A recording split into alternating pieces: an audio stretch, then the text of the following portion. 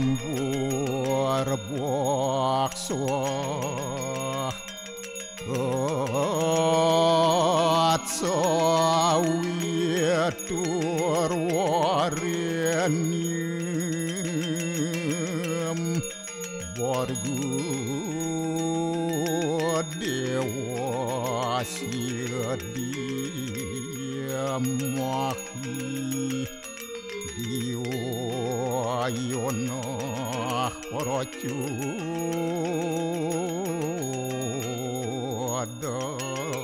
dayat Om narayanu yawidem sarum yad buatem yasjabawiyam Niaskalang niranjan niruya kalpun nirakyata sududewiku narayanu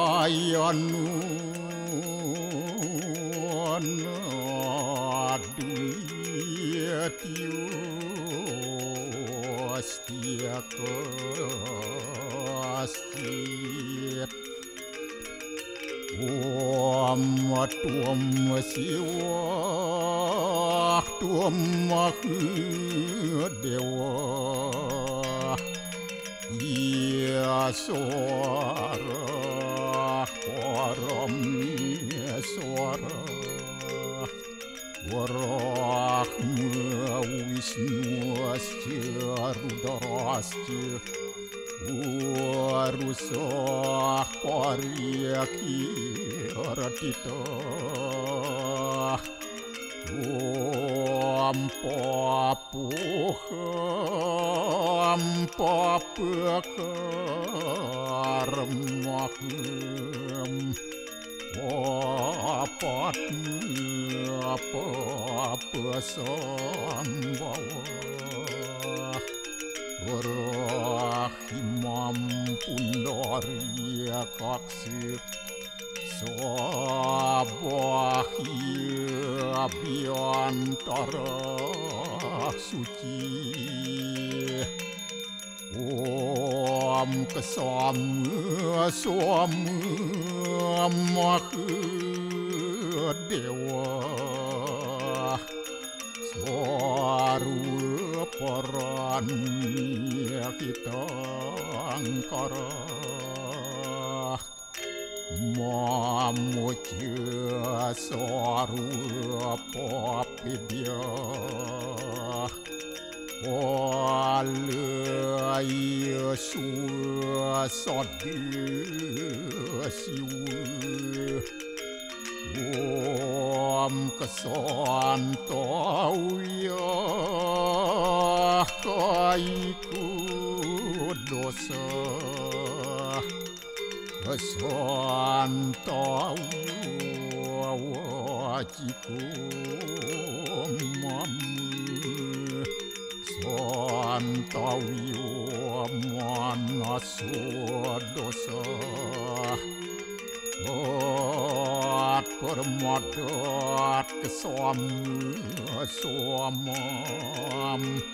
Om santi santi santi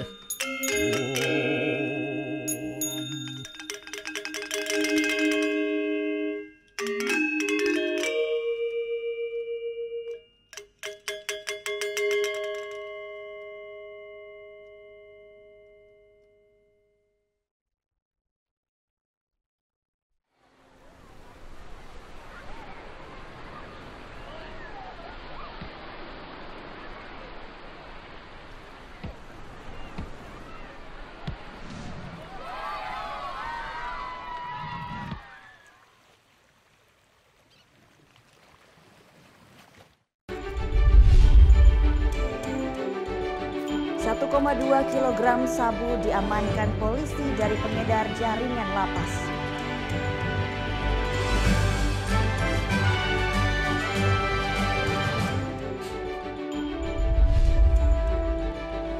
Harga beras di Buleleng masih melonjak tinggi.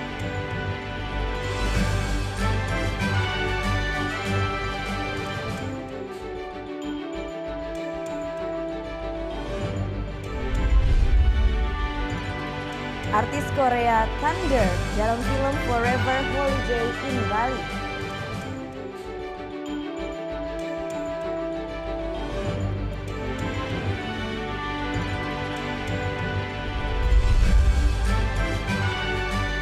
Explore wisata kekinian dengan spot selfie kece di Pulau Dewata.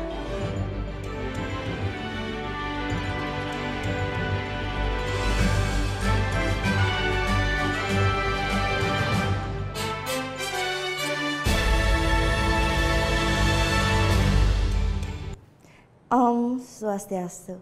Halo, selamat pagi pemirsa Net Bali kembali hadir menyapa Anda pagi ini. Tentunya kami akan menghadirkan berita menarik dan inspiratif, semuanya hanya ada di Net Bali. Populasi anjing di Bali merupakan yang terbesar di Indonesia. Selain sebagai penjaga, anjing juga memiliki sejarah panjang di Pulau Dewata dari abad ke-14. Satu-satunya anjing ras asli Indonesia adalah anjing Kintamani, dan berikut adalah cerita selengkapnya dalam Bali Story.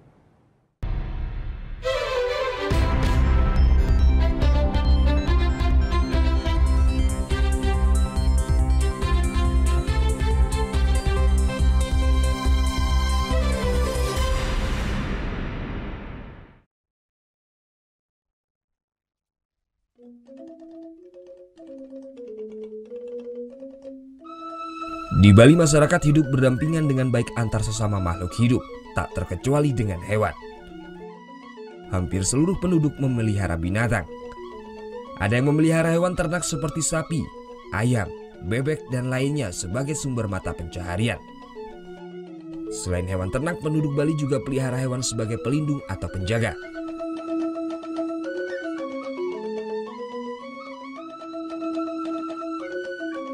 Untuk hal ini, anjing atau yang disebut asu menjadi pilihan. Hewan yang satu ini bukan hewan biasa, namun memiliki sejarah yang tertulis dalam naskah lontar Bali. Anjing diperkirakan sudah dipelihara orang Bali sejak abad ke-14. Dari perspektif naskah itu, kalau kita temukan naskah-naskah lontar yang dinilai tua itu seperti Usana Bali gitu. Ini bercerita tentang kedatangan pasukan Majapahit ke Bali kurang lebih 1380-an ya, 85 kalau nggak salah itu. Jadi abad 14 orang Bali sudah punya menjadikan anjing itu bagian daripada pasukannya. Jadi sudah ada dituliskan walaupun hanya satu kalimat bahwa anjing hitam patih bedahulu Pasung Gerigis itu anjingnya sangat ditakuti gitu. Oleh karena itu untuk memasuki desa-desa di Bali, apalagi kerajaan, itu sangat susah karena ada populasi anjing yang memang banyak. Dan itu sebagian besar terlatih untuk menjadi penjaga rumah, penjaga abian atau kebun, persawahan-persawahan, dan juga tentunya rumah-rumah gitu. Tiap rumah itu ada 2-3 anjing, itu memang dari dulu. Memiliki sejarah panjang dengan anjing, masyarakat pun mewariskan sebuah naskah lontar mengenai anjing. Ada beberapa lontar yang ditemukan membahas keberadaan anjing di Bali, salah satunya lontar Carcan Asu. Dalam lontar berbahasa Bali ini, penduduk Bali bisa melihat sifat dan karakter anjing yang dipeliharanya. Menurut naskah lontar tersebut, anjing Bali memiliki salah satu dari 5 sifat, yakni guna, jaya, paksa, ketek, dan kiul. Sifat tersebut dapat diketahui dengan melakukan pengukuran dari ujung hidung hingga ekor anjing pada saat anjing berumur kurang lebih dari 6 bulan. Panjang ujung hidung hingga ekor tersebut dibagi dengan panjang dari ujung hidung hingga di tengah 2 mata anjing. Hasil pembagian itu kemudian dihitung dengan urutan, yakni guna, jaya, paksa, ketek, dan kiul. Jika perhitungan berakhir pada guna, maka perkiraan anjing ini memiliki banyak sifat yang berguna. Anjing jenis ini penurut dan mudah untuk dilatih. Jika jaya, maka artinya anjing tersebut memiliki sifat ingin berjaya atau penguasa yang cenderung atraktif. Anjing ini bersifat manja kepada pemiliknya. Jika berakhir pada paksa, maka anjing tersebut cenderung galak dan agresif. anjing ini sangat cocok diandalkan sebagai penjaga rumah karena sangat reaktif terhadap orang asing. Jika hasil ketok maka memiliki karakter kebiasaan buruk dan kotor, suka menggali tanah dan menggorek-gorek sampah dan sangat sulit diatur. Sedangkan Kiul berarti anjing tersebut memiliki karakter pemalas yang lebih suka tidur dan makan. Selain dimanfaatkan sebagai hewan penjaga, orang Bali memelihara anjing karena tidak dapat dilepaskan dari kepercayaan penduduk Bali yang sebagian besar beragama Hindu. Umat Hindu percaya bahwa anjing adalah hewan yang sangat setia. Bahkan, begitu setianya bisa mengantarkan umat manusia mencapai surga seperti kisah dalam Wiracarita Mahabharata. Dalam Wiracarita Mahabharata bagian surga Parwa, dikisahkan perjalanan Yudhistira bersama 4 Pandawa lainnya menuju surga di puncak gunung Himalaya. Pada waktu itu para Pandawa diikuti oleh seekor anjing. Dalam perjalanannya hanya Yudhistira dan anjing tersebut yang dapat mencapai pintu surga. Anjing tersebut kemudian diketahui sebagai penjelma Dewa Dharma. Anjing juga digunakan dalam berbagai upacara agama besar yang dilakukan umat Hindu di Bali yang ditujukan untuk menjaga harmonisasi alam semesta atau yang lebih dikenal dengan upacara Butayatnya. Pada tingkatan upacara Butayatnya yang lebih rendah biasanya menggunakan sarana berupa ayam dan bebek. Sedangkan anjing menjadi salah satu hewan persembahan dalam upacara Butayatnya pada tingkat yang lebih tinggi. Dengan beberapa alasan tersebut tidak salah jika populasi anjing di Bali disebut sebagai yang terbesar di dunia. Pada tahun 2014 Dinas Peternakan Provinsi Bali mencatat jumlah anjing di Bali mencapai lebih 500.000 ekor.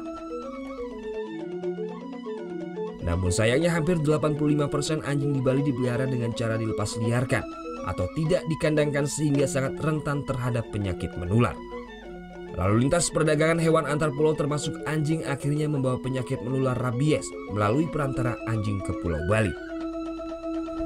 Setelah Pulau Bali dinyatakan bebas rabies secara historis selama 82 tahun, akhirnya pada bulan November tahun 2008 kejadian rabies pada manusia akibat gigitan anjing ditemukan pertama kali di Kecamatan Kuta Selatan, Kabupaten Badung. Sejak saat itu keberadaan ratusan ribu populasi anjing di Bali mulai dianggap sebagai suatu masalah. Pemerintah daerah kemudian mulai melakukan upaya vaksinasi hingga pengendalian jumlah populasi anjing. Di saat yang hampir bersamaan Bali patut berbangga karena anjing Kintamani pada tahun 2012 ditetapkan sebagai anjing ras pertama di Indonesia yang diakui organisasi ASEAN Kennel Union atau AKU. Pengakuan dari AKU tak lepas dari beberapa keistimewaan yang ada pada anjing Kintamani, seperti memiliki bulu tebal, mampu menunjukkan keasliannya yakni berasal dari Desa Sukawana dan Paketan Kintamani Bangli. Himpunan Terah Anjing Kintamani Bali saat ini masih terus memperjuangkan anjing Kintamani agar diakui oleh Federation Sinology Q International, organisasi internasional yang membawahi induk organisasi anjing terah di seluruh dunia, sehingga bisa sejajar dengan anjing-anjing ras lainnya di dunia, seperti Heder, Rottweiler dari Jerman, Golden dari Inggris, Chow Chow dan Peking dari Tiongkok, serta Kisu dari Korea.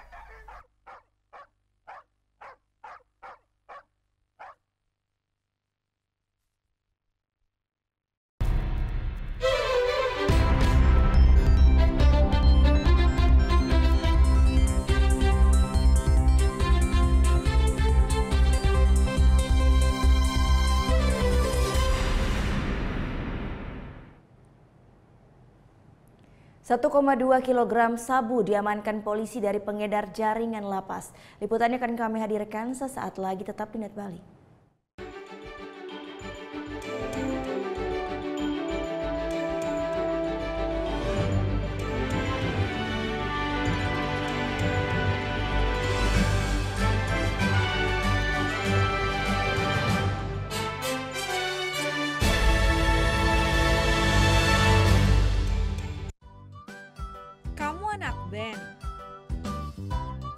Hobi cover lagu? Net Bali memberikan kesempatan agar kamu lebih dikenal. Caranya, kirimkan video musik atau covermu dan dapatkan kesempatan untuk ditayangkan di Net Bali. Info syarat dan ketentuan dapat dilihat di fanpage Facebook Net Biro Bali, Twitter @netbirobali, Instagram @netbali official.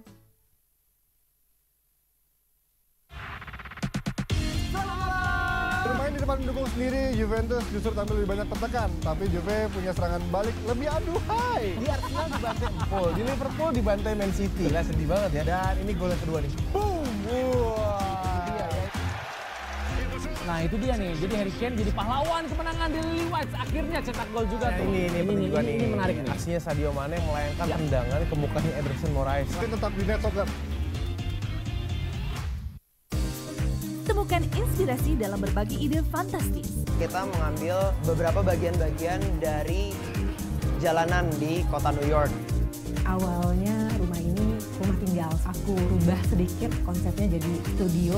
Aku buat seperti lounge juga, jadi kita bisa kumpul-kumpul bareng. Tuangkan dalam karya dan wujudkan kreasimu. Desain, Sabtu jam 9:30 pagi hanya di Net. Bapak kenapa sih? Dari tadi ngeliatin mulu. Padahal kan kita masih bisa jalan-jalan dulu, Mbak Mutemu. Jalan kemana, Pak? Lagian ya, saya itu harus ambil orderan lagi. Aduh, kaki saya keselnya, Mbak. Bapak masih bisa jalan nggak? Jalan. Oh, masih bisa, Pak. Mbak mau kita jalan kemana? Nonton? Apa mungkin makan? Mbak tinggal pilih. Oke Jack, hanya di Net.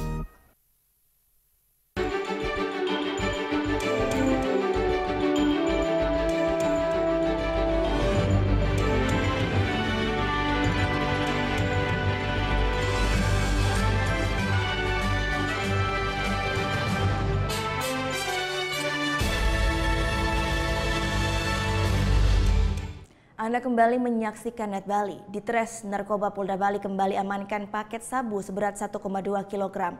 Paket sabu yang rencananya akan diedarkan di Bali ini ternyata dikendalikan oleh oknum napi di Lapas Porong dan Madiun, Jawa Timur. Niluh Putu Karisma, ibu rumah tangga ini kini harus menjadi tahanan di Tres Narkoba Polda Bali karena dengan upah sebesar 5 juta rupiah setiap antar paket sabu, ibu satu anak ini nekat bekerja menjadi kurir narkoba. Akhirnya dia berhasil ditangkap pada 4 Januari lalu di sebuah rumah kos di wilayah Kuta Badung. Awalnya barang tersebut akan diantar ke sebuah tempat di Jalan Gatot Subroto, Denpasar. Agar aksinya tidak dicurigai, 6 paket sabu seberat 600 gram tersebut dimasukkan ke dalam sebuah boneka. Ini merupakan penangkapan yang kedua kalinya terhadap tersangka. Namun penangkapan sebelumnya petugas tidak berhasil menemukan barang bukti sehingga petugas terpaksa melepas tersangka. Selain itu petugas juga berhasil mengamankan 2 tersangka pengedar narkoba lainnya, yakni Romi Andera Gunawan dan Dedi Supramono. Tersangka Romi ditangkap pada 13 Januari lalu di wilayah Tabanan. Tersangka ditangkap saat sedang dalam perjalanan dari Jawa ke Bali dengan menumpang mobil travel. Untuk mengelabui petugas, paket sabu seberat 400 gram oleh tersangka dikirim melalui jasa ekspedisi dari Surabaya menuju Denpasar. Sementara tersangka Dedi Supramono berhasil ditangkap pada 4 Januari lalu di Jalan Kebo Iwo, Denpasar. Dari tangan tersangka petugas mengamankan 124 gram sabu. Ketiga ini pengendalinya itu dari LP Madiun dan LP Porong. Ya. Jadi dari Jawa Timur dikendalikan untuk diedarkan di Bali. Dari ketiga tersangka ini di Tres Narkoba Polda Bali berhasil mengamankan sabu seberat 1,2 kg dengan nilai sekitar 2 miliar rupiah. Ketiga tersangka dijerat dengan Undang-Undang Narkotika dan terancam pidana seumur hidup. Surya Sanjaya melaporkan untuk Net. Sat Narkoba Polres Buleleng meringkus 2 orang pengedar narkoba jenis sabu. Salah satunya berkedok sebagai seorang dukun. Tersangka Made Astawa alias Jerokerek warga desa Bondalam Teja Kula Buleleng diamankan Sat Narkoba Polres Buleleng di rumahnya pada Selasa malam. Tersangka kedapatan memiliki narkotika jenis sabu seberat 16 gram siap edar. Uniknya, tersangka mengedarkan sabu dengan modus sebagai dukun. Banyak pelanggan yang datang ke rumah tersangka dan berpura-pura menjadi pasien untuk berpesta sabu bersama. Untuk setiap paket sabu dijual seharga Rp300.000 hingga Rp500.000. Kapolres Buleleng AKBP Suratno menjelaskan, penangkapan tersangka Jerokerek merupakan yang terbesar di awal tahun ini untuk kawasan Bali Utara. Polisi masih kesulitan membongkar jaringan narkoba lainnya yang dikendalikan oleh napi lapas Kerobokan Denpasar. Pengungkapan untuk awal tahun ini cukup besar untuk wilayah Buleleng ini. Total 16,76 gram untuk satu tersangka yang kita sangkakan sebagai dia pemakai dan pengedar. Tetap ini muaranya tetap ke Denpasar, jadi tidak bisa kita lepaskan barang yang kita dapatkan di Buleleng ini muaranya di Denpasar, dan kita pasti akan terputus ke jaringan di Lapas Kerobokan. Tidak hanya Jero Kerek, polisi juga mengamankan pengedar lainnya yakni Made Sudengan alias Kenyot dengan barang bukti satu paket sabu berukuran 0,33 gram. Tersangka Kenyot diduga mendapatkan barang dari tersangka Jero Kerek. Dari kedua tersangka, polisi mengamankan 2 alat hisap sabu dengan uang hasil penjualan sabu sebesar Rp1.400.000. Kedua tersangka dijerat pasal 112 ayat 1 dan Undang-Undang Nomor 35 Tahun 2009 tentang narkotika dengan ancaman hukuman 12 tahun penjara. Putu Wijana melaporkan untuk NET. Penghuni panti rehabilitasi bagi pecandu narkotika di Jalan Budi Luhur Gang PTP Medan, Sumatera Utara mengamuk. 34 pasien pecandu narkoba merusak fasilitas di dalam panti kemudian kabur. Kericuhan di panti rehabilitas bagi pasien pecandu narkoba ini terjadi Selasa pagi. Puluhan penghuni merusak sejumlah fasilitas yang ada di dalam panti, seperti pintu pagar, rantang makanan pasien yang berserakan, banyak kursi yang patah, kaca-kaca yang pecah, serta kipas angin yang hancur. Usai melakukan perusakan, 34 dari 60 pasien yang dirawat di panti rehab tersebut kabur dengan cara merusak kunci dan menjebol pintu depan. Mereka melarikan diri dengan mengenakan pakaian warna hitam putih. Belum diketahui penyebab pasti dari kejadian ini. Dugaan sementara penghuni panti mengamuk karena kecewa dengan pihak panti yang memberikan jatah makanan yang tak standar. Polisi dari sektor Helvetia Medan tengah menyelidiki kejadian ini. Kita melakukan pengecekan di objek, ternyata benar bahwa permasalahannya itu sementara kita menyelidik, tapi garis besarnya aja sebenarnya karena masalah makanan. Masalah makan bagaimana, kita masih melakukan cek and recheck pada pihak penyelenggara panti rehab. Sejumlah penghuni panti yang kabur sudah kembali setelah diantar keluarganya. Sedang beberapa lainnya masih belum diketahui keberadaannya. Yono Syaputra melaporkan untuk NET. Kita beralih ke informasi selanjutnya. Komplotan spesialis pencuri sepeda motor di Kota Singaraja dibekuk polisi. Salah satu pelaku pencurian merupakan seorang pelajar. Komplotan pencurian sepeda motor berhasil diamankan jajaran Polres Buleleng di berbagai daerah di Bali dan Jawa. Para tersangka yang merupakan pelajar ini melancarkan aksinya di rumah kos area Kota Singaraja. Mereka memulai aksi pencurian sejak tahun lalu. Salah satunya tersangka KDAW nekat mencuri sepeda motor bersama temannya saat jam pulang sekolah. Tersangka hanya menyasar rumah kos yang berada di area Kota Singaraja. Modus pelaku ini hampir semuanya memanfaatkan kunci yang masih menyantol di sepeda motor. Usai mendapatkan motor, pelaku kemudian mempreteli semua bagian sepeda motor dan menjual ke penadah di kawasan Denpasar. Setiap satu unit sepeda motor dijual tersangka rata-rata 1 hingga 2 juta rupiah. Dia yang ngambil, saya kan dulu aja. Kamu nyuruh dulu? Ya, saya ngawasin aja. Itu gimana? Nggak pakai kunci, didorong pakai kaki. Oh, nah aja. Dibawa sama teman saya.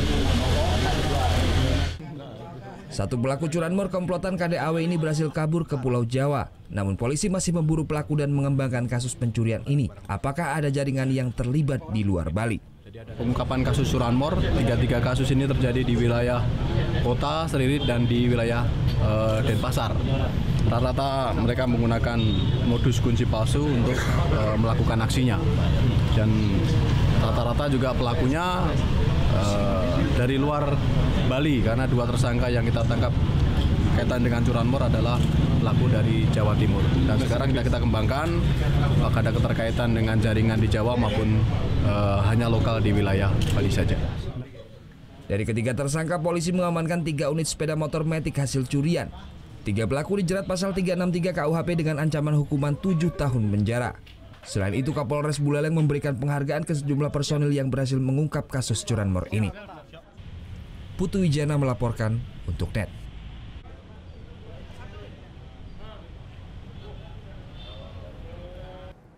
Jajaran Satreskrim Polres Klungkung berhasil menangkap pelaku pencurian unggas yang dalam beberapa bulan terakhir meresahkan masyarakat. Pelaku biasanya melancarkan aksinya pada malam hari serta menyasar hewan unggas peliharaan. Wayan Suarjana, pria 29 tahun asal Manggis Karangasem ini ditangkap jajaran Satreskrim Polres Kelungkung. Pria yang kesehariannya bekerja sebagai buruh bangunan ini ditangkap lantaran telah mencuri puluhan hewan unggas. Wayan Suarjana melancarkan aksinya sejak 3 bulan terakhir di 11 TKP berbeda di wilayah Kelungkung. Dari tangan pelaku, polisi berhasil menyita sejumlah barang bukti seperti ayam aduan sebanyak 18 ekor, bebek 21 ekor, burung merpati 4 ekor, 1 buah sepeda motor, 1 buah linggis serta pakaian pelaku. Biasanya pelaku Wayan Suarjana melancarkan aksinya pada malam hari dengan mencongkel sangkar unggas dan menaruhnya dalam sebuah karung. Setiap kali beraksi, pelaku dapat mencuri hingga 6 ekor unggas sekaligus. Biasanya unggas-unggas ini dijual di seputaran wilayah Kabupaten Karangasem. 3 bulan melaksanakan pencurian di wilayah Kelungkung. Kemungkinan di Karangasem mungkin sudah lama, tapi di Kelungkung pengakuan dari tersangka baru 3 bulan, berarti bulan Oktober kemarin kita pencurian. Lebih gampang menjual dan mendapatkan, jadi pelaku sengaja memilih unggas karena itu mudah dibawa, mudah dijual. Kemana aja dijual, Pak?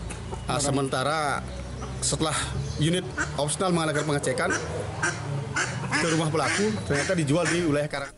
Aksi nekat Wayan Suarjana mencuri unggas ini lantaran terbentur masalah ekonomi. Selain untuk memenuhi kebutuhan hidup sehari-hari, biasanya hasil curian yang telah dijual digunakan untuk membayar hutang. Dulunya pernah lewat di mana kan kelihatan di luar ada kurungan.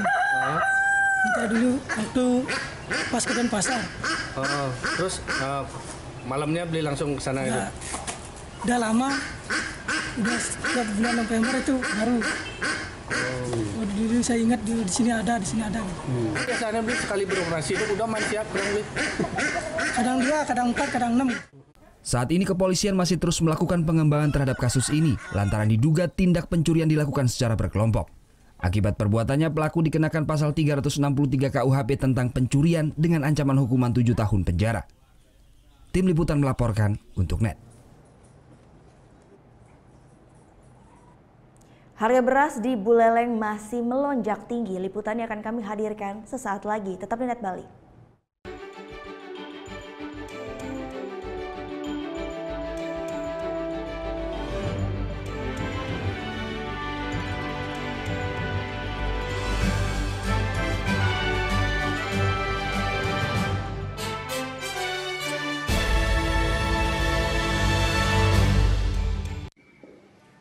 Bagaimana anak-anak? Ada yang tahu? Anime. Gosip Indonesia.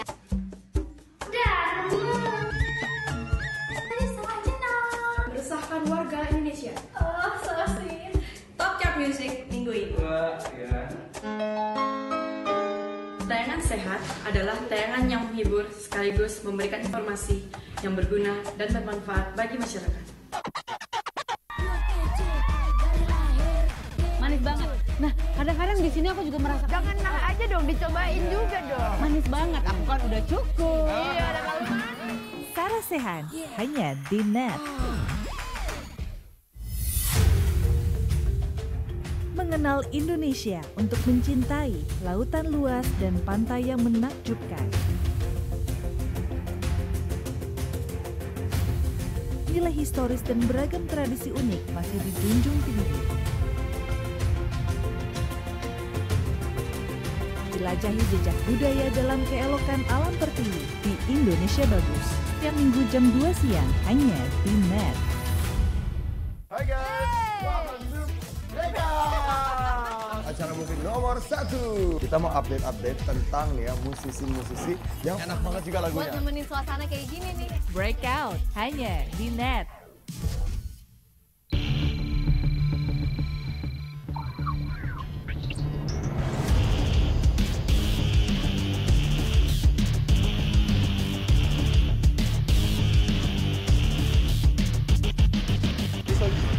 Soju, alkohol. Keberadaan bea cukai di Belanda itu adalah mutlak. How many did you bring to cafe? Custom Protection, Sabtu dan Minggu jam 11 malam hanya di NET. Tingkah mereka selalu ditunggu, selalu siap hadirkan sajian yang mengocok perut. Aku naik ke depannya. Kamu dengan aku naik sepeda, kamu naik genteng. Komedi Nightlife hanya di NET.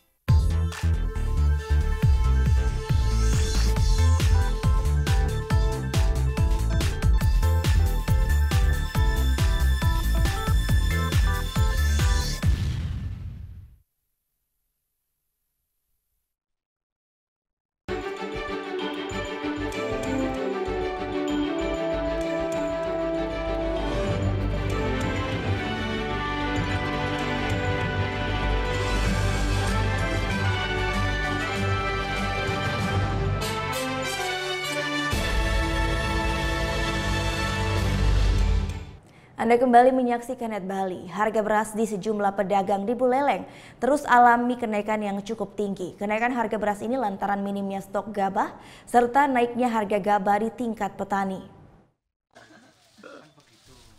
Harga pangan di pasar terus mengalami kenaikan di awal tahun 2018. Salah satunya beras yang merupakan bahan pokok utama masyarakat Indonesia. Di Buleleng, Bali, kenaikan harga beras pun mencapai angka Rp13.000 per kilogramnya, di mana sebelumnya harga beras jenis premium ini hanya di angka Rp9.000 per kilogramnya. 11,5 per kilonya. Kalau eceran berapa kenaikan, Mbak, rata-rata per kilo? Per kilo kurang lebih ya 1.500-1.200 kenaikannya ya. 2.000 kok. Oh, 2.000. Itu ya, paling tertinggi. Kurang lebih ya mulai ya sebelum Natal lah. Sudah mulai naik terus ya? Mulai naik terus. Ya itu dah masalahnya bisa turun dah harga ini. Biar seperti biasanya lah. Salah satu pengepul gabah di Buleleng mengaku selain naiknya harga gabah, juga sedikitnya musim panen di tahun ini. Kenaikan harga beras juga dipicu akibat kualitas padi saat musim hujan sangat menurun. Kenaikan harga gabah di petani di awal tahun 2018 mencapai Rp5.200 yang sebelumnya hanya Rp4.500 per kilogramnya. Contohnya padinya sedikit, saya tidak berani juga belanja. Karena saat itu kan bisa rugi ya.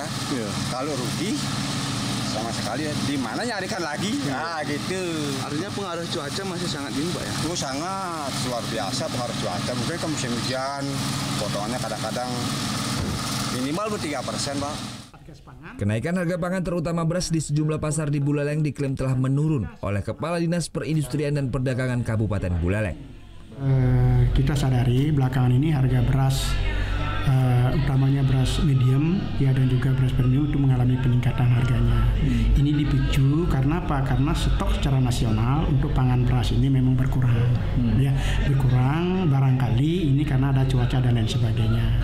Nah, dengan adanya stok pangan berkurang sehingga ini memacu kenaikan daripada harga beras ini. Nah, dalam upaya untuk mengantisipasi ini memang kita bekerja sama dengan DPR Bulog Provinsi, yaitu sesuai dengan kebijakan pusat, kita melaksanakan operasi pasar. Untuk mengantisipasi kecurangan pedagang beras, yaitu terjadinya beras dari jenis beras medium dijadikan premium, maka pengawasan pun terus dilakukan. Namun hingga saat ini petugas Disperindak Kabupaten Buleleng belum menemukan terjadinya kecurangan tersebut. Putu Wijana melaporkan untuk NET.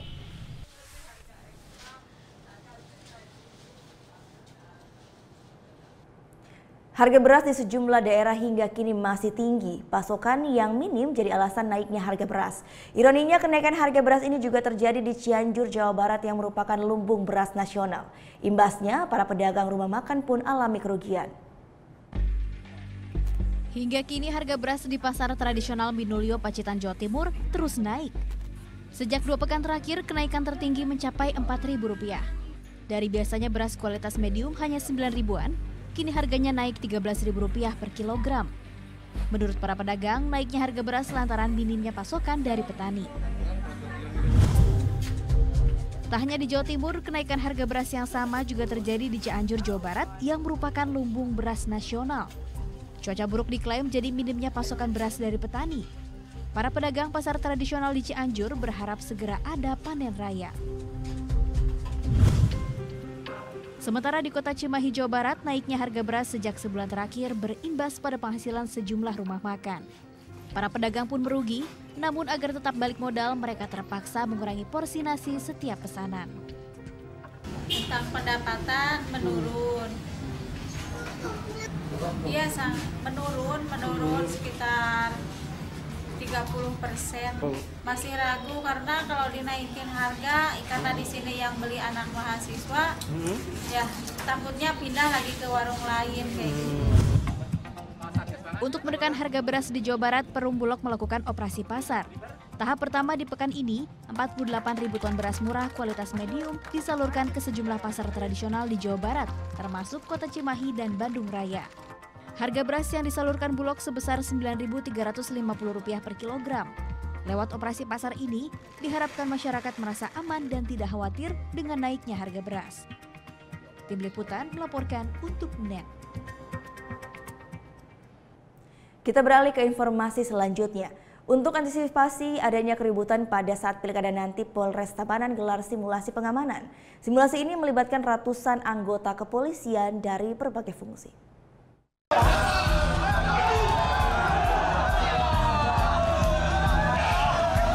Rabu pagi, ratusan aparat kepolisian dari berbagai fungsi di Polres Tabanan menggelar simulasi pengamanan Pilkada 2018. Simulasi ini dibuka dengan keributan yang berawal dari ketidakpuasan seorang pemilih kepada keputusan petugas KPPS. Karena telah melakukan pengerusakan dan membahayakan, pemilih tersebut diamankan petugas. Masa yang tidak terima temannya ditahan akhirnya mulai berdatangan. Masa juga berusaha menerobos brigade petugas dan melempari petugas dengan batu. Masa akhirnya dapat dibubarkan setelah petugas menembakkan water cannon dan gas air mata ke arah kerumunan massa.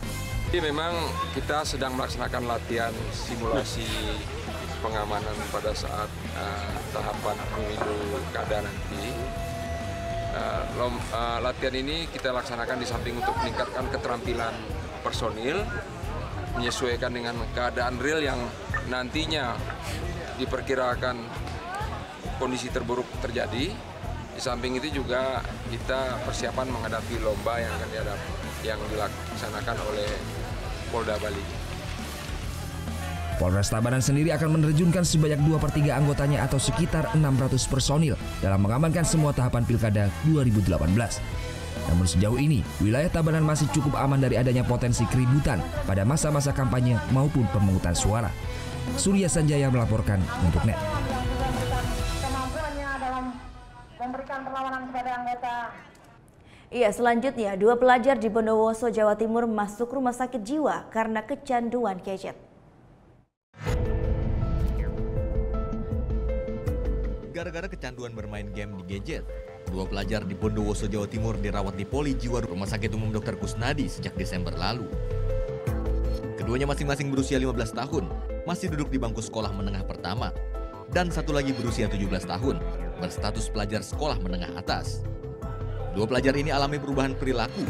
Mereka tidak mau ke sekolah dan lebih banyak menyendiri bermain dengan gadgetnya. Yang lebih parah, mereka akan mengamuk pada orang tua jika dilarang atau mengambil gadgetnya. Dokter spesialis jiwa di Rumah Sakit Dr. Kusnadi menguraikan, tingkat kecanduan kedua anak tersebut tergolong parah. Bahkan salah satu anak bisa menyakiti dirinya sendiri jika ingin menggunakan gadget untuk bermain game, namun tidak diizinkan oleh orang tuanya. Tak tanggung-tanggung, satu pasien yang berstatus pelajar SMA pernah mengancam membunuh orang tuanya karena dilarang menggunakan gadget. Pihak rumah sakit akan terus mengontrol dan memberikan terapi psikologi kepada kedua remaja tersebut. Keduanya kini menjalani rawat jalan untuk menghilangkan kecanduan gadget tersebut. Mahfud Sunarji melaporkan untuk NET.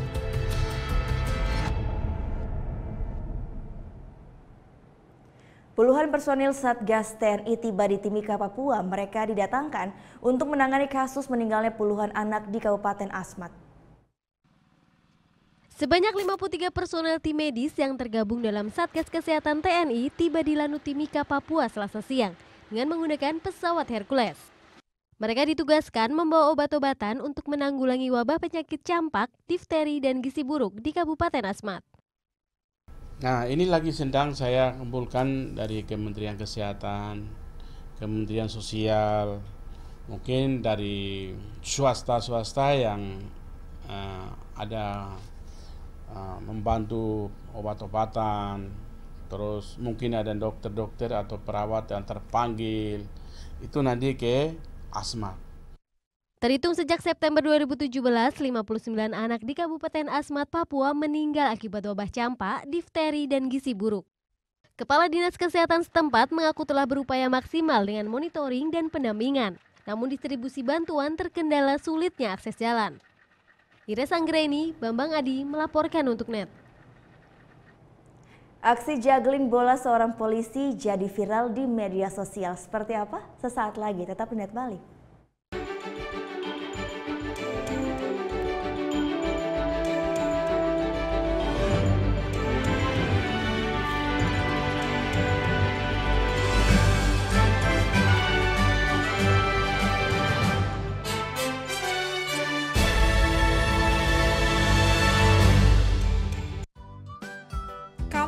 Band. Hobi cover lagu. NET Bali memberikan kesempatan agar kamu lebih dikenal. Caranya, Kirimkan video musik atau covermu dan dapatkan kesempatan untuk ditayangkan di Net Bali. Info syarat dan ketentuan dapat dilihat di fanpage Facebook Net Biro Bali, Twitter @netbirobali, Instagram Net Bali Official. Good morning, good people. Start your day with Indonesia Morning Show. Indonesia Morning Show, setiap hari jam 6 pagi hanya di Net.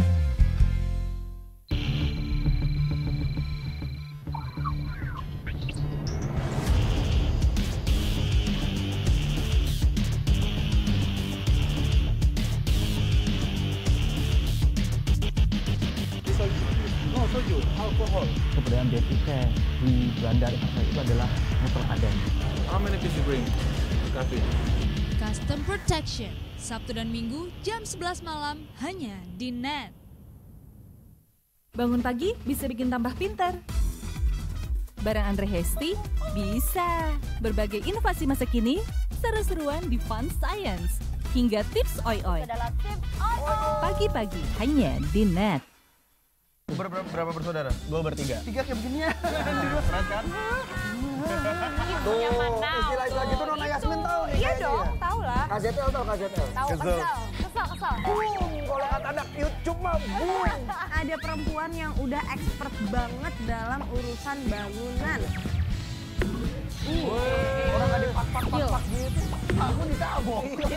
Calon istri idaman ya? Aku ditabok aja masuk di mana muka, non.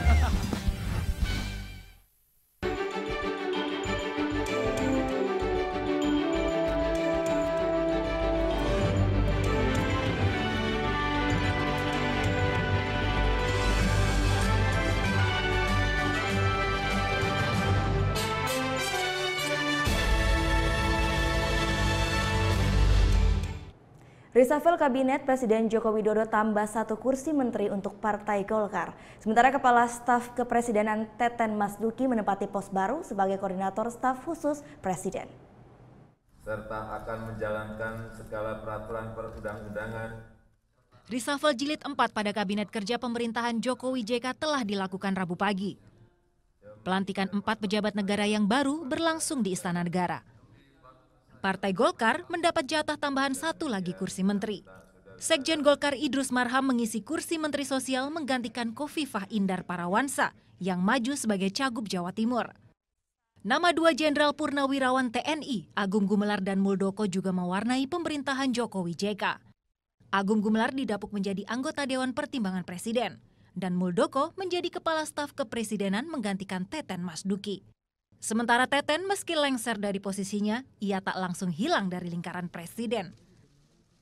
Pak Teten sekarang ada di dekat saya setiap hari, di koordinator staf khusus. Setiap hari harus di dekat saya. Dipilih sebagai tangan kanan Jokowi, Teten menyebut kini tugasnya akan banyak mengevaluasi pencapaian presiden selama menjabat. Di tim presiden perlu diperkuat untuk mengkonsolidasi capaian-capaian. Karena pemerintah kan akan dilihat berhasil atau tidak. Nah, saya kira Pak Presiden ingin memperkuat tim di sekitar beliau. Di saat yang sama, Presiden Joko Widodo juga melantik Kepala Staf Angkatan Udara yang baru, Marskal Madya Yuyu Sutisna, menggantikan Marskal Adi Cahyanto yang telah menjabat Panglima TNI. Bambang Adi, Ires Anggraini melaporkan untuk Net.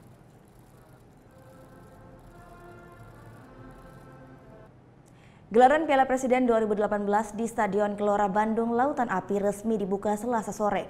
Turnamen ini menjadi ajang pemanasan jelang bergulirnya Liga Indonesia 2018. Tari kolosal oleh ratusan penari di Gelora Bandung Lautan Api, Kota Bandung menjadi tanda dimulainya gelaran Piala Presiden 2018. Bertema Bhinneka Tunggal Ika, ratusan penari membawakan tarian tradisional sebagai lambang keberagaman budaya tanah air. Tak seperti tahun sebelumnya, Presiden Joko Widodo hadir dalam acara ini. Namun Presiden tak memberi sambutan. Sebagai laga pembuka, tim tuan rumah Persib Bandung berlaga melawan Sriwijaya FC. Laga yang disaksikan ribuan supporter ini berakhir dengan kemenangan tim Maung Bandung Persib dengan skor 1-0. Piala Presiden 2018 diikuti 18 tim dari Liga 1 dan 2 tim dari Liga 2 yang dibagi menjadi dalam 5 grup. Anggi Putra melaporkan untuk NET.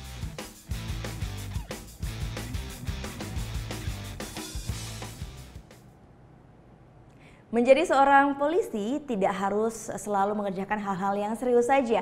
Biar seimbang antara pekerjaan dan hobi, polisi pun harus menyalurkan hobinya. Seperti yang dilakukan oleh Kapolres Damasraya Sumatera Barat ini yang asik juggling bola bak Neymar. Aksi juggling AKBP Rudi Yulianto ini jadi viral di media sosial. Seminggu terakhir media sosial YouTube diramaikan dengan aksi seorang polisi yang asik juggling bola. Video ini menuai pujian netizen. Apalagi selama ini polisi dikenal dengan tugas-tugas mereka yang serius. Awalnya video ini direkam hanya sebagai video ajakan masyarakat berolahraga. Bak pemain bola profesional. Ternyata sosok di balik seragam polisi ini ialah Kapolres Damasraya, AKBP Rudi Yulianto. Tak hanya juggling dengan kaki dan kepala, AKBP Rudi juga lihai juggling dengan bahu. Terkait viralnya video juggling saya, jadi saya juga kaget juga. Karena itu sebenarnya iseng ya Mas. Kalau untuk hobi ini memang hobi saya.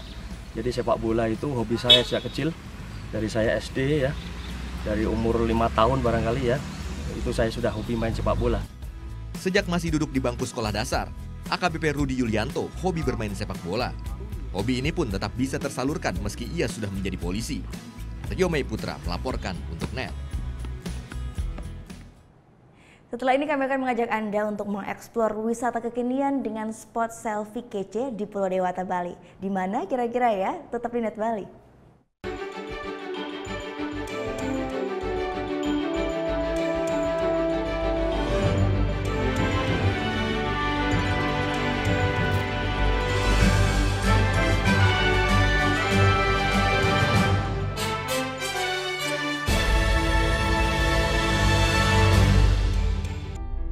Kita telah diwariskan sebuah rumah besar yang bernama Negara Kesatuan Republik Indonesia yang dibangun melalui proses perjuangan darah dan air mata dengan mengorbankan jiwa raga para kusuma bangsa yang dibangun atas dasar 4 konsensus dasar bernegara, yaitu Pancasila, Bhinneka Tunggal Ika, Undang-Undang Dasar 1945, dan NKRI.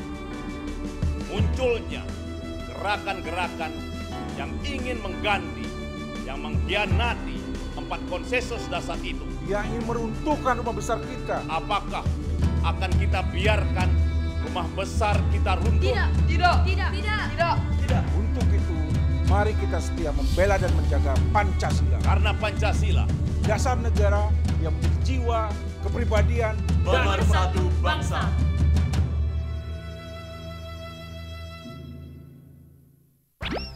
Adalah, ini warisannya Bapak Topi. Bagus banget deh. Bukan yang itu, ini. Itu jenenge rusun. Masih betah di sini. Dijamin aman. Bapak cuma mau menyampaikan, tolong kamu rawat satu-satunya warisan bapakmu ini. Selamat datang di Jeton. Bangun pagi bisa bikin tambah pintar.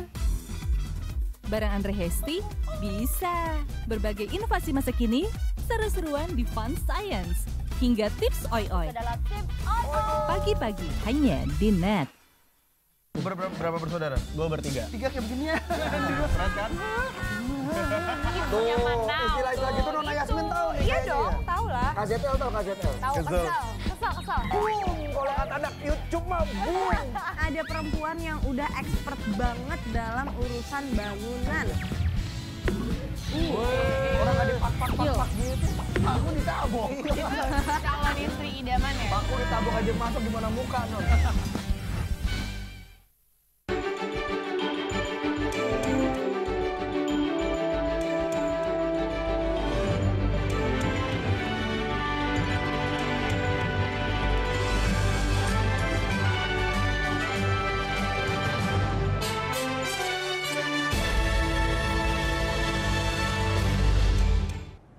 Kembali di Net Bali, ada artis Korea yang baru saja merilis filmnya di Indonesia. Ya, filmnya adalah Forever Holiday in Bali. Di film ini artis Korea Thunder akan bermain dengan artis Indonesia Caitlin Halderman. Ya, minta gue datang ke Bali karena ada penyanyi internasional. Untuk pertama kalinya ada film kolaborasi Korea Selatan dan Indonesia yang dirilis di bioskop Indonesia. Film ini dibintangi oleh artis Korea Thunder yang merupakan ex-personel boyband di Korea. Dalam film berjudul Forever Holiday in Bali ini mengisahkan dua muda-mudi yang dimabuk cinta karena pertemuan tak disengaja. Thunder berperan sebagai Kay, seorang artis K-pop yang kabur dari kegiatan syuting di Bali. Kay yang tidak pandai mengendarai motor malah nekat membeli sepeda motor dan mengendarainya. Hingga akhirnya ia menabrak seorang perempuan yang lagi menyeberang jalan. Dari sinilah Kay dan Putri berkenalan. Putri diperankan oleh Caitlin Halderman. Meski berbeda budaya, namun Kay dan Putri tetap akrab hingga cinta mulai tumbuh di antara mereka. Akankah cinta berbeda budaya ini bisa bersatu? Penasaran? Film Forever Holiday in Bali ini sudah bisa disaksikan di bioskop Indonesia.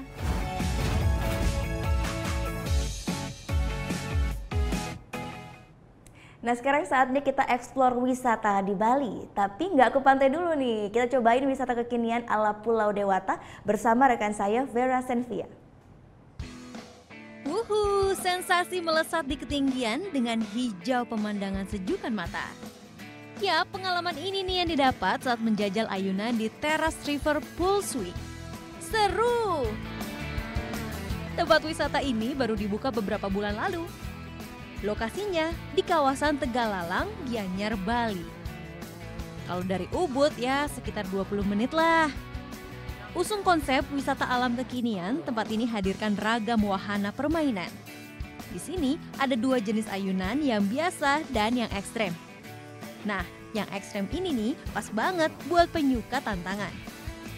Panjang tali webbingnya hampir 15 meter. Sensasi menganyun dijamin lebih menegangkan.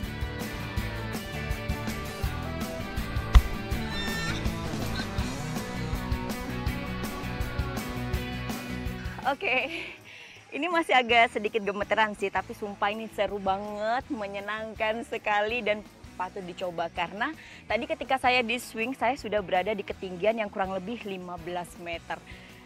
Pengalaman baru dan harus dicoba kalau ke Bali, wajib.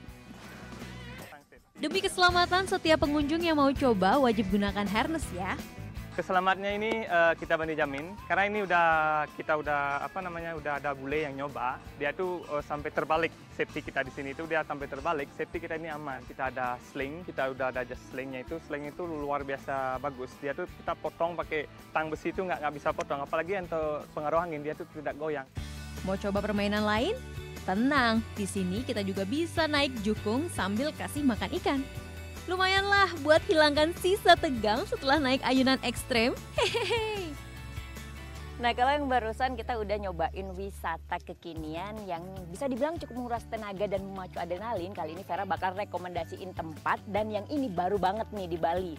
Namanya Munduk Asri. Di sini kalian bisa punya banyak banget spot foto kece karena tempatnya keren banget. Yuk kita lihat. Munduk Asri ini masih di sekitar wilayah Gianyar. Tepatnya di desa Kertapayangan. Untuk tiba di lokasi, kita harus melewati perkebunan jeruk milik warga terlebih dahulu. Baru dibuka 12 Oktober lalu, tempat ini langsung hits di media sosial. Lihat aja, lokasinya kece banget buat selfie-selfie. Bisa dengan latar belakang perbukitan atau akar pohon terap yang usianya ratusan tahun. Keren kan? Datang ke sini nggak butuh biaya banyak kok. Dengan membayar tiket masuk Rp15.000, kita bisa hunting lokasi foto kece sepuasnya. Vera Zenvia, Dewa Priyana melaporkan untuk NET. Ya, informasi tadi juga mengakhiri Net Bali untuk hari ini. Anda pun dapat menyaksikan kembali tayangan hari ini hanya di www.youtube.com/netbali. Dan jangan lupa langsung di-subscribe juga. Setelah ini kami akan putarkan satu video klip dari Dharma J. Soloist ini akan hadir dengan singlenya yang berjudul Sahabat. Bagi Anda yang punya video klip musik ataupun cover dan ingin ditayangkan di Net Bali, bisa langsung dicek terlebih dahulu syarat dan ketentuannya ya. Di Instagram kami di @netbaliofficial. Saya Gita Natalia, terima kasih sudah menyaksikan. dan matur suksma. Om Santi Santi Santi Om.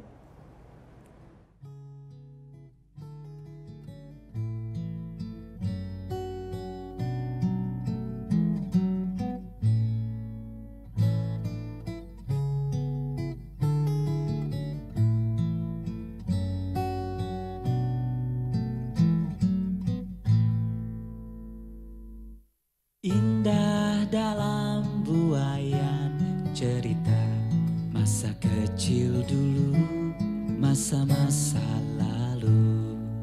Bila itu aku mengadu ibuku dan kau pun berlari tertawakanku. Kita seperti tak kenal lelah, selalu ada kamu dan aku, menangis tertawa canda bersama. Kini aku merindukanmu, sahabatku, teman terbaik. Ku tahu kini kau mungkin lelah di situ, canda anakmu mengganggu tidurmu, seperti canda tawa kita dulu.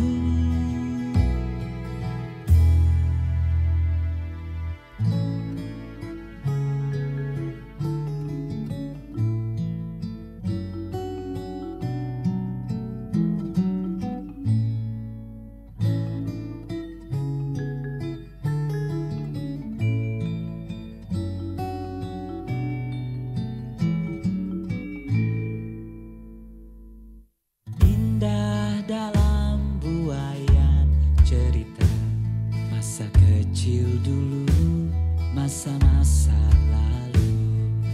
Bila itu aku mengadu ibuku dan kau pun berlari tertawakanku. Kita seperti tak kenal lelah, selalu ada kamu dan aku, menangis tertawa canda bersama. Kini aku merindukanmu, sahabatku, teman terbaik. Ku tahu kini kau mungkin lelah di situ, canda anakmu mengganggu tidurmu, seperti canda tawa kita dulu. Sahabatku, teman terbaik. Ku tahu kini kau mungkin lelah di situ, bergurau dengan waktu, tetapi melaju melawan kerasnya dunia.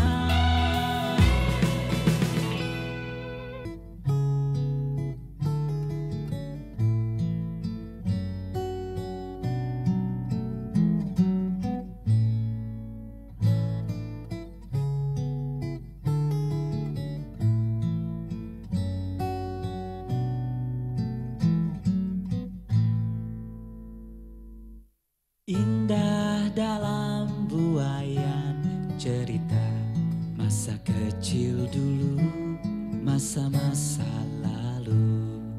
Bila itu aku mengadu ibuku dan kau pun berlari tertawakanku. Kita seperti tak kenal lelah, selalu